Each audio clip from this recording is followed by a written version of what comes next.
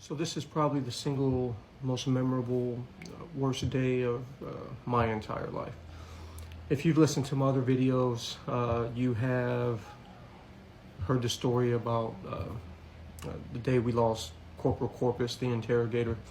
Well, this piggybacks onto this day. This was a very, very long day for us. And so at the tail end of that scenario, the battalion commander comes out to see what's going on, and he's leaving just as the medevac is leaving. And so while we're getting everything set up and ready to go, consolidated, we hear a second explosion.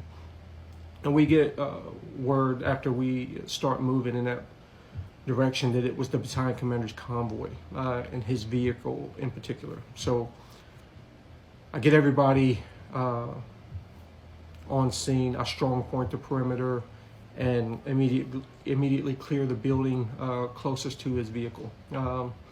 And then we move him inside.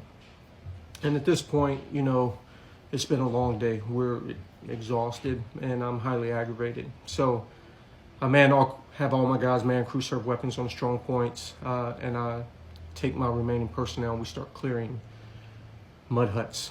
I want the entire village to be clear. We were obviously baited into this situation, and anyone is a threat at this point. So I have my guys clearing mud huts in buddy teams. I only have about 5 personnel at this point, and so I'm clearing mud huts by myself.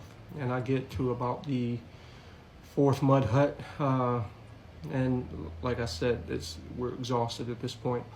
And these mud huts, the fatal funnel of these mud huts is small, the entryways.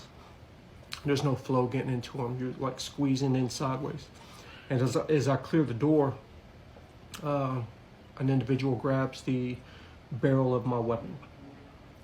And I don't know if you're familiar with Afghan men, but they're fairly small in stature generally, but they are extremely strong, which I found out.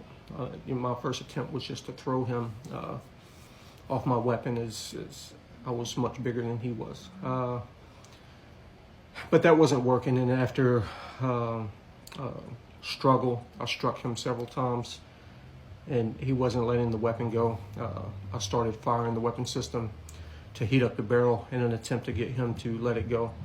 And even after smelling his skin burning, he wouldn't let go. And my last recourse was to pull the knife, as I did not feel that I was going to win that situation.